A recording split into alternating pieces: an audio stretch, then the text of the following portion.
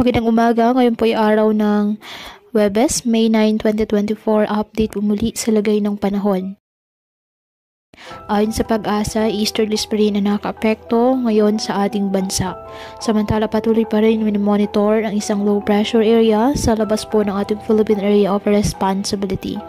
At ayon sa Pag-asa, patuloy natin na i-monitor dahil sa mga susunod na araw ay naasang papasok ito ng ating Philippine Area of Responsibility at magdadala ng mga pag-ulan silang bahagi ng ating bansa. At patuloy pa rin natin na i-monitor dahil base sa pinapakita ng iba't ibang weather models, may posibilidad ng pamumuo ng isang bagyo sa susunod na linggo.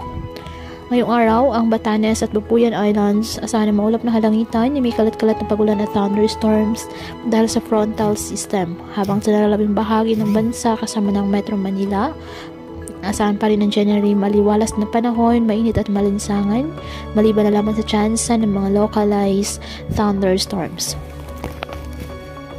Kaya patuloy pa rin po natin na pinag-iingat ang ating mga kababayan sa banta pa rin ng mga posibleng pagbaha at pag-uho ng lupa lalo na kapag may malalakas na ulan, at ugaliin po na magdala palagi ng payong o kahit anong panangga sa ulan.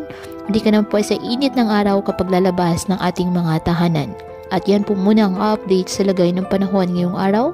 Muli patuloy po tayo na mag-ingat at palaging tandaan, God loves you. Stay safe and God bless.